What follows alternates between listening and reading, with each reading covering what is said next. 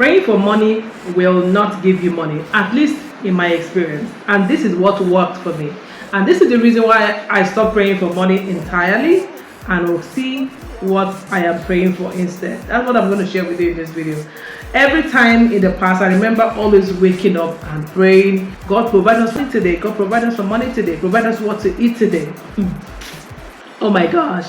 Now every day it became like, and I think it's from my upbringing, like I actually grew up hearing us make that prayer as a family, you know, like living with my parents, and I thought it was the right prayer. But I remember growing up and wondering, why is it that God doesn't answer our prayer, you know, in that sense, in the sense of how much we want it and what we finally get, right? Now, does this kind of prayer sound like the kind of prayer you've been making? I get you. Now, one particular day, I began to feel like God was teaching me how to pray, you know, how I have always been praying the wrong way. And that was the thing I began learning about praying amiss, and why you are not getting what you want because you're not praying it and asking for it, right? And then I began to also learn to ask specifically for things. And do you know what changed? Everything. My anxiety changed. My anxiety and all of the what they call that, the stress I used to feel, you know, we are gone. But you know what happened? My income increased, and that's what I'm going to share with you right in this video. And it is about how you can align your request to God with God's own will, and that's what changed everything. So let's go right into it.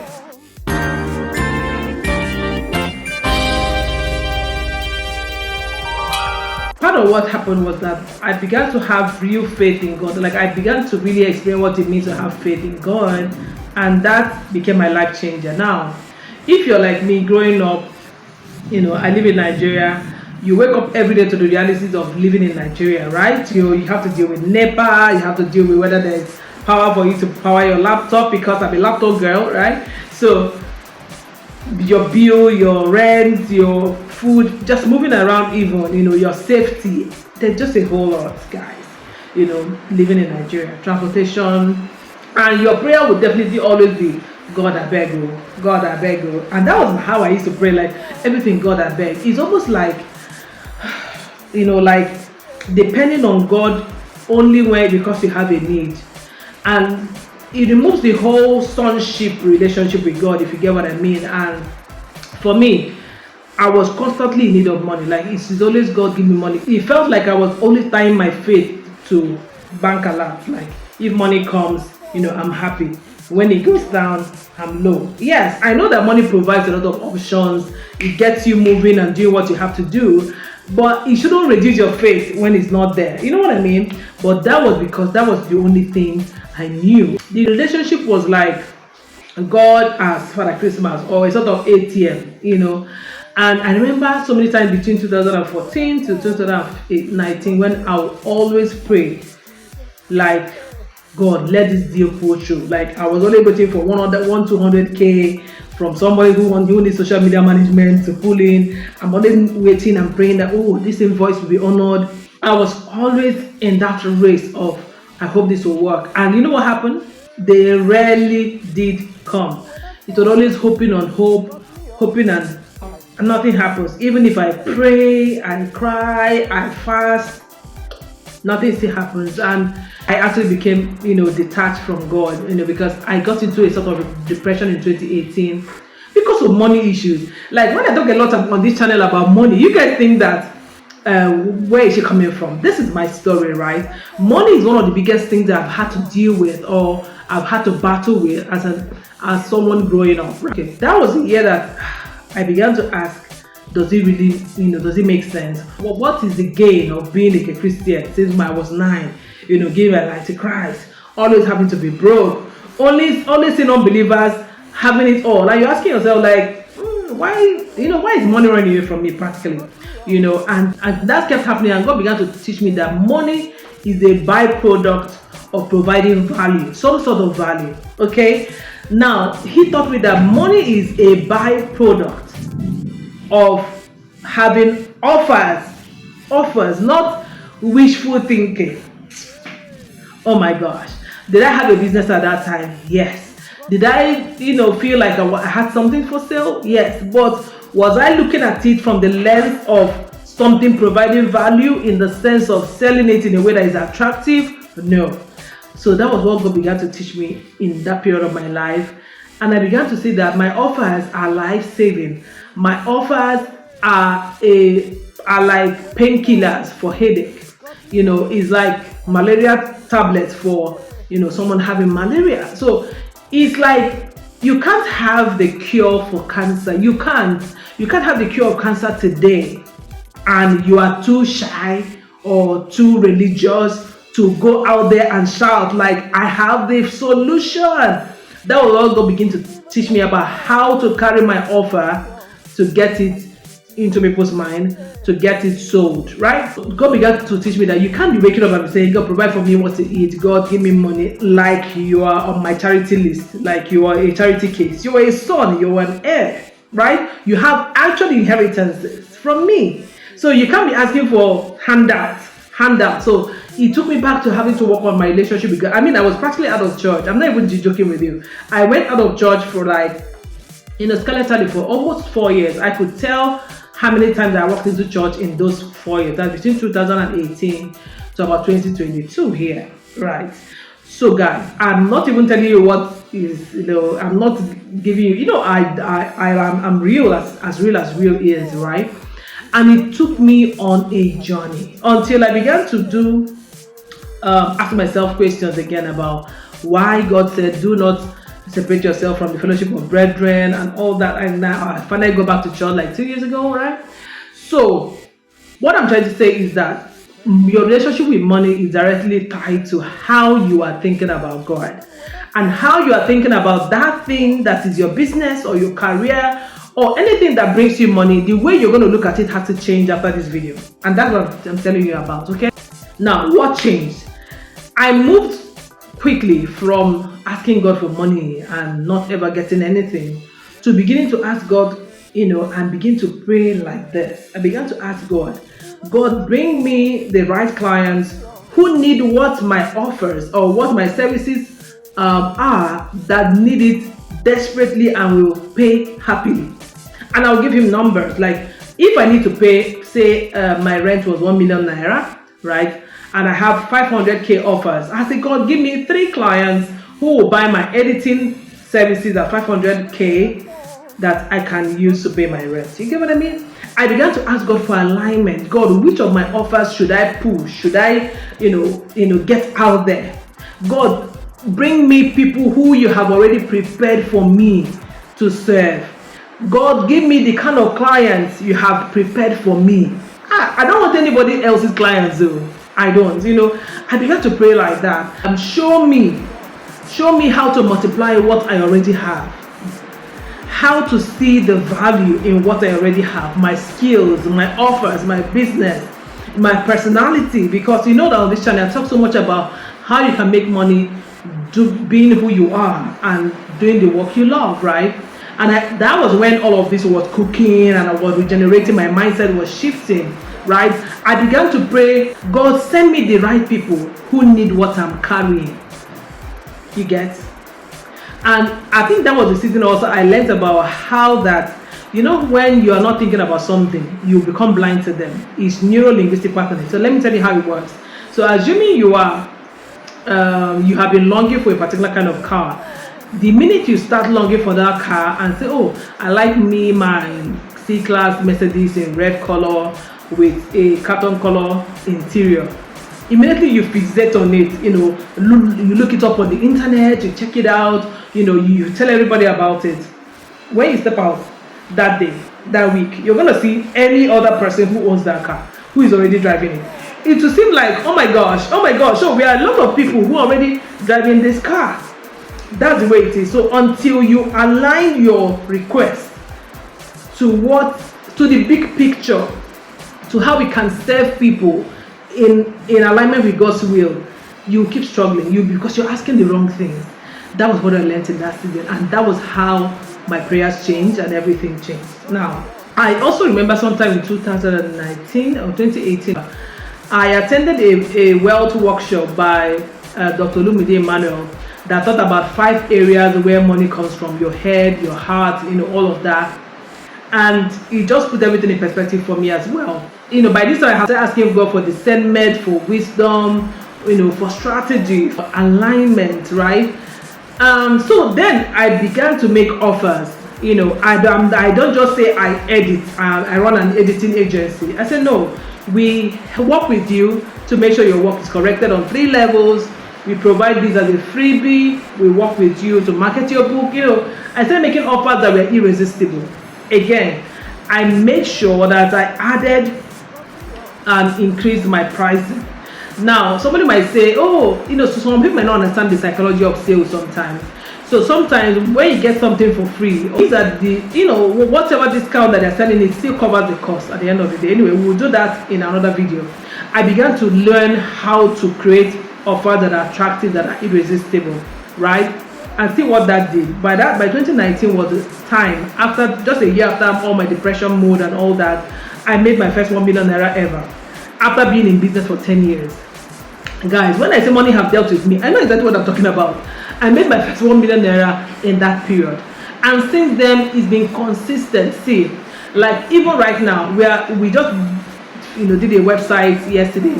We haven't had major websites, or even our social media platforms are not our major. It's not like where we're pouring our energy in, but we have never lacked clients. It's been consistent referrals. It's been consistent referrals. I know that certain things are said to be working, for some people and all that, but this is my own truth, and this is what happened to me that you can also emulate. You can look at how it works. I know that nothing about God is by chance, right? You will learn, you will grow, you will get more intimate with Him to begin to access your inheritance. And for me, that's what it has done for me. Now, look at all of that. We started getting more high-paying clients without having to do any kind of cold marketing. Social media was not even minimal. And in fact, I'm not sure we have less than 5% of clients who come to us come through social media. All 95% of them have been referrals. I also made sure that our customer service was sweet. Like, if you read an email from Logos Audibles, you will want to work with us. Seriously, we want to work with us. If you get onboarded on our programs, if you speak with any of us, you will fall in love. I made sure that happened because I also worked with my personality. There's an understanding I also got in that season that everybody wants the same thing. Every human being wants to be appreciated. If your brand appreciates people and honor them in your tone, in your carriage, trust me, they will fall in love with you. And this has worked consistently. Remember, this happened when I stopped asking God for money. Everything changed. Okay, in your reality check, growing up as creatives, especially in a place like Africa, where I am, sometimes, our relationship with God, especially when they took us to church very early, sometimes our relationship with God is just like, Father Christmas. When we need something, we'll call Him. Sometimes we don't really understand. And it's not just for Africans. I'm just giving you context, where I'm coming from. We don't really understand that God is our Father.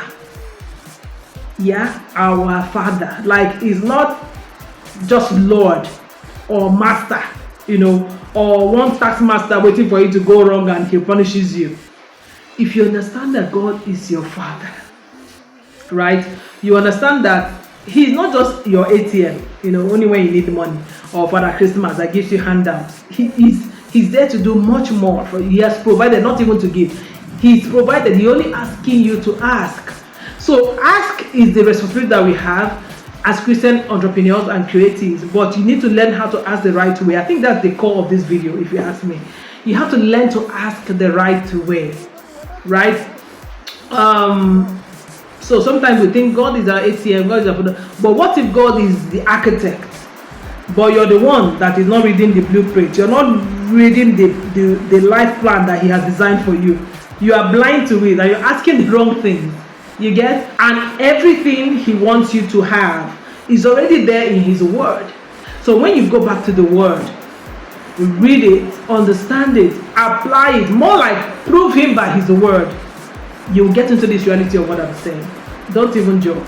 See, recently I have always felt like God is dealing with me and my family like we are babies, like that. It's babies that will just cry, they'll cry. We'll run and go and give them anything they want. But adults, You can cry and nobody will come to your help.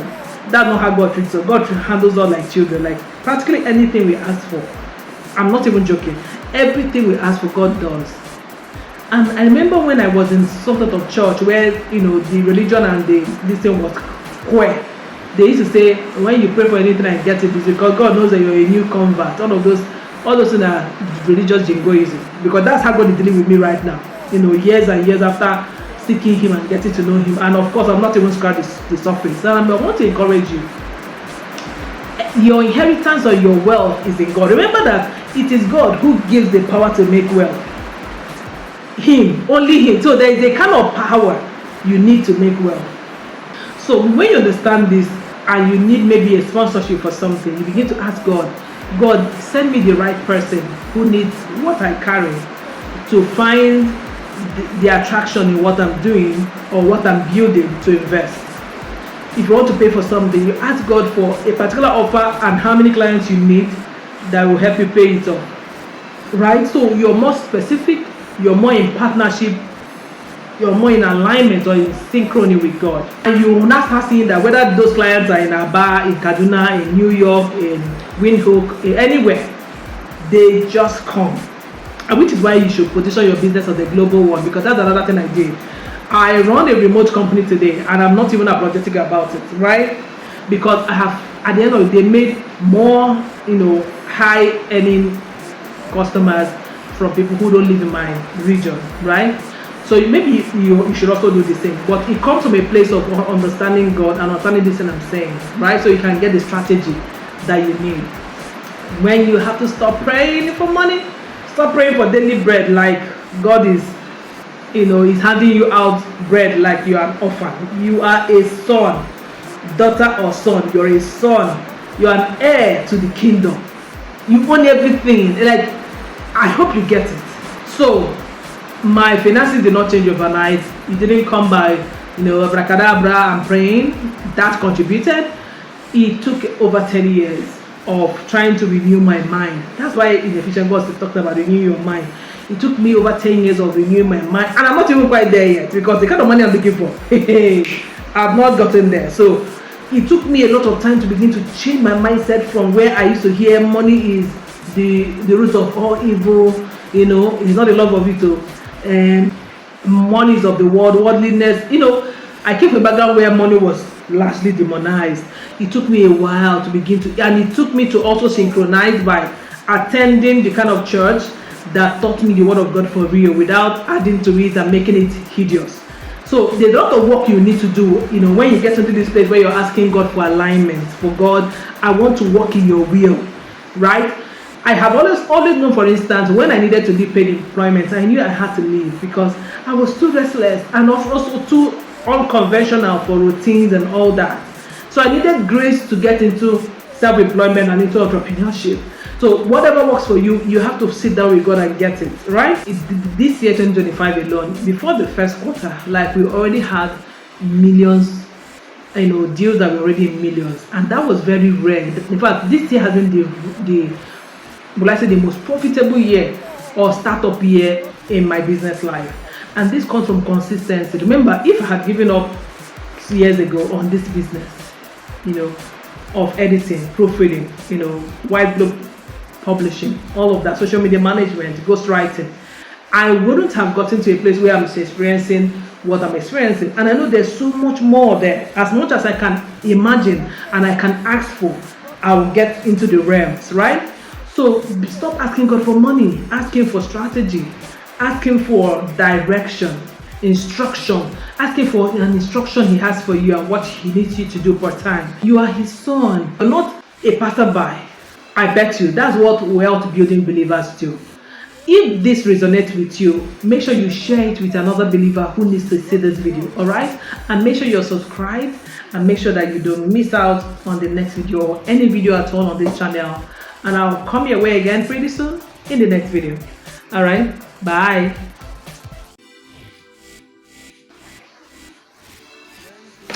Don't keep it to yourself. I didn't say that.